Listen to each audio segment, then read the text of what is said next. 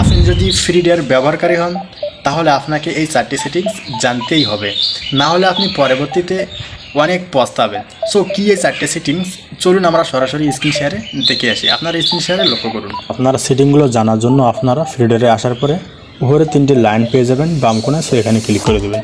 এখানে ক্লিক করে দেওয়ার পর আপনার স্ক্রল করে নিচের দিকে আসতে থাকবেন, আসার পর আপনারা এখানে দেখতে পাবেন সেই গুরুত্বপূর্ণ 4টি সেটিংস।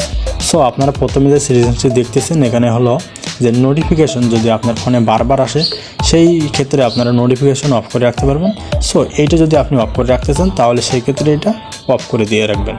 সো আপনারা এখানে দ্বিতীয় যে সেটিংসটা আপনারা দেখতে পাচ্ছেন অটো প্লে ভিডিও, যারা বিশেষ করে ভিডিও তৈরি করে থাকেন সো তারা যদি চান যে আমার ভিডিও অটোমেটিক চালু হবে না তাহলে আপনারা এটা অফ করে দিয়ে রাখবেন।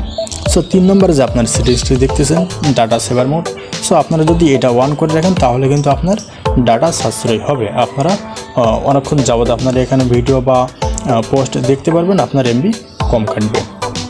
সো 4 নম্বর যে গুরুত্বপূর্ণ সেটিংস সেটি হলো ভিডিও কোয়ালিটি। সো আপনারা ডান কোণে যে তীর অপশনটা সেখানে ক্লিক করবেন, এখানে ক্লিক করলে আপনার মন মতো আপনি ভিডিও কোয়ালিটি সিলেক্ট করে দিতে পারেন।